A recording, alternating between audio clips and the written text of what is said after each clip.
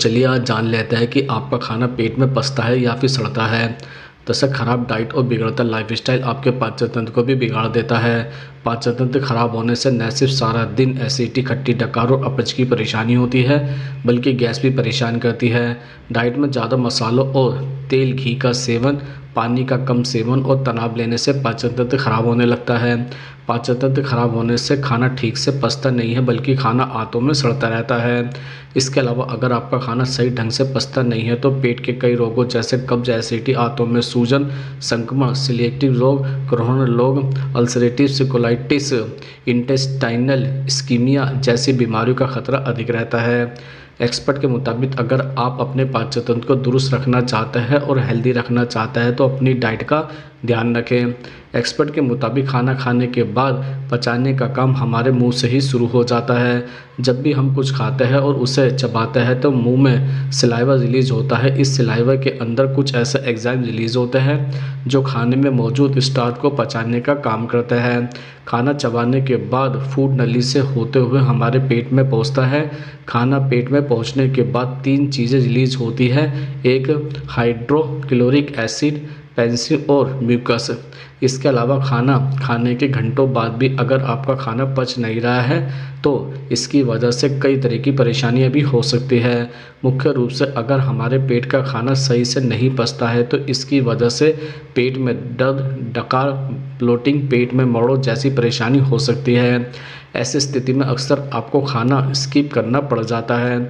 अगर आपका खाना भी घंटों तक पच नहीं रहा है तो ऐसी स्थिति में कुछ घरेलू नुस्खों को आजमा सकता है। इसके अलावा अगर आप चाहते हैं कि खाना जल्दी से पचे तो आपको कुछ आदतें अपनानी पड़ेंगी। जैसे नंबर 1, खाना चाहते हैं पचे तो उसे चबाकर खाएं।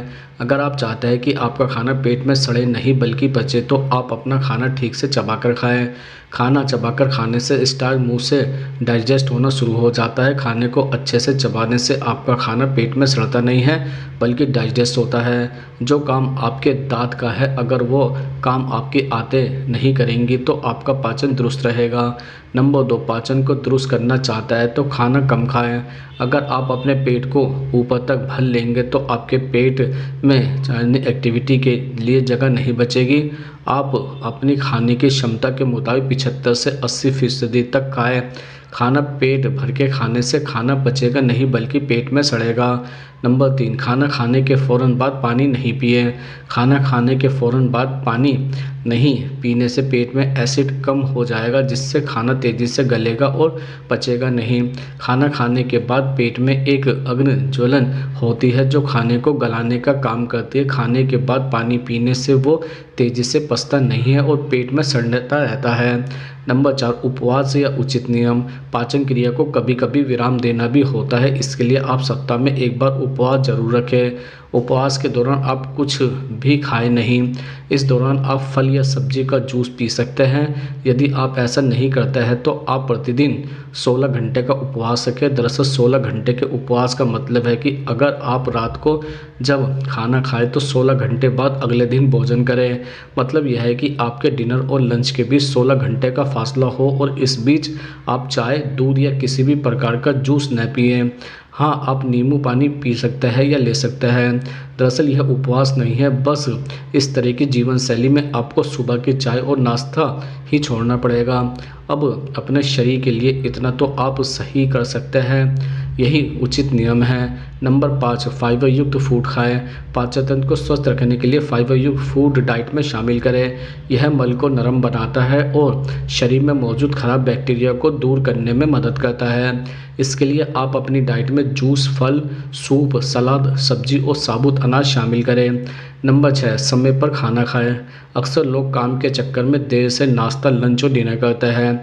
ऐसे करने से आपका हाजमा बिगड़ सकता है, इसलिए कभी भी ब्रेकफास्ट स्किप न करें। लंच और डिनर भी समय पर करें। नंबर 7, ओवर ईटिंग से बचें।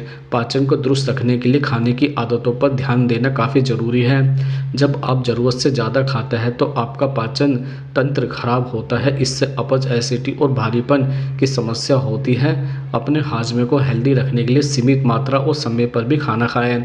नंबर 8, गुनगुना पानी पिए। अगर आपका खाना पेट में लंबे समय तक पचता नहीं है तो खाना खाने के करीब 15 से 20 मिनट के बाद एक गिलास गुनगुना पानी पी लें। इससे खाना काफ़ी आसानी से पच सकता है। गुनगुना पानी पीने से आपका पेट ठीक रहता है। इससे डकार, पेट में दर्द, अपच जैसी परेशानी काफ़ी हद तक कम हो सकती है। नंबर 9, हींग से खाना आसानी से पचता है। दरअसल खाना पचाने के लिए हींग भी काफ़ी असरदार उपायों में से एक है। अगर आपका पेट खाना ढंग से पचा नहीं रहा है तो अपने खाने की चीज़ों में हींग डालना शुरू कर दें। इसके अलावा हींग का पानी बनाकर भी पिया जा सकता है। इससे पेट की परेशानी और अपच की समस्या को कुछ ही दिनों में दूर करने में मदद मिल सकती है। नंबर 10, दही और काला नमक। खाना पचाने के लिए दही और काला नमक खाना काफ़ी हद तक फ़ायदेमंद हो सकता है। यह पेट को ठंडक पहुंचाता है। अगर आपने काफ़ी ज़्यादा मसालेदार खाना खा लिया है तो दही और काला नमक खाएं। यह मिश्रण पेट के लिए काफ़ी अच्छा होता है। इससे अपच की परेशानी मिनटों में गायब हो सकती है। नंबर 11, चुटकी भर अजवाइन का सेवन करें। अपच की परेशानी होने पर चुटकी भर अजवाइन आपके लिए काफ़ी ज़्यादा हेल्दी साबित हो सकता है। इसका सेवन करने के लिए एक चुटकी अजवाइन लें, उसमें थोड़ा सा काला नमक और हींग डालकर रगड़ लें। अब इस मिश्रण को गुनगुने पानी के साथ खाएं। इससे अपच की परेशानी मिनटों में दूर हो सकती है। साथ ही पेट भी मिनटों में साफ हो जाएगा। नंबर 12, सौंफ का पानी पिए। सौंफ का पानी भी पेट की अपच की समस्या को मिनटों में ठीक कर सकता है। इसका सेवन करने के लिए एक गिलास पानी में 1 टीस्पून सौंफ डालकर इसे अच्छे से उबाल लें। इसके बाद इसे छानकर गुनगुना ही पिए। इससे अपच की परेशानी को कम करने में मदद मिलती है। नंबर 13, पैदल चलने की आदत डालें। खाना खाने के बाद 10 से 15 मिनट की सहज गति से चलना चाहिए। यह खाने को अच्छे से पचाने में मदद करेगा। पैदल चलने से पेट की मांसपेशियों में गति आती है जो भोजन को आगे बढ़ाने में मदद करती है। शरीर का रक्त संचार बढ़ता है जिससे पाचक रसों का स्राव बेहतर होता है। पैदल चलते समय गहरी सांस लेने से पेट में ऑक्सीजन पहुंचती है जो पाचन क्रिया के लिए ज़रूरी है। यही नहीं, वॉकिंग गैस और कब्ज की समस्या को भी दूर करता है। नंबर 14, दही में अजवाइन मिलाकर खाएं। दही में अजवाइन मिलाकर सेवन करने से भी थकान के अलावा उल्टी और मितली की समस्या दूर हो सकती है। यदि आपने ज़रूरत से ज़्यादा खाना खा लिया है तो ऐसे में आप दही में अजवाइन को मिलाकर इसका सेवन करें। ऐसा करने से समस्या दूर होगी। नंबर 15, पुदीने की पत्तियाँ का इस्तेमाल करें। पुदीने की पत्तियाँ इस समस्या को दूर करने में आपके बेहद काम आ सकती है। ऐसे में आप पुदीने की पत्ती को अच्छे से धोकर चबाएं। इससे अलग यदि आप चाहें तो पुदीने की चाय का सेवन भी कर सकते हैं।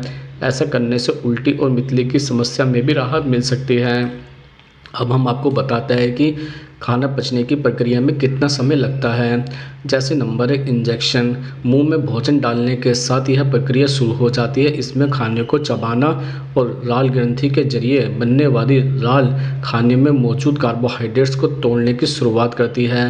Number 2, oesophagus. जब आप खाना चबा लेते हैं तो भोजन ग्रास नली से होकर गुजरता है। ग्रास नली हमारे मुंह को पेट से जोड़ने वाली एक मांसपेशीय नली है। इस प्रक्रिया में कुछ सेकंड का वक्त ही लगता है।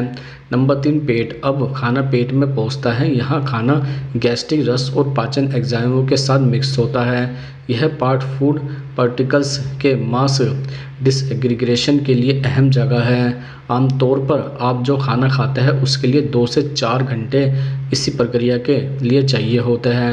नंबर 4, छोटी आंत। जब गैस्ट्रिक प्रोसेसिंग ख़त्म हो जाता है तो पचा हुआ खाना छोटी आंत में चला जाता है। यहाँ खाना करीब 4 से 6 घंटे तक रहता है। छोटी आंत में खाने से पाचन एंजाइम और पित्त अलग होता है जो पोषक तत्वों, प्रोटीन, कार्बोहाइड्रेट्स और फैट में बदल जाता है।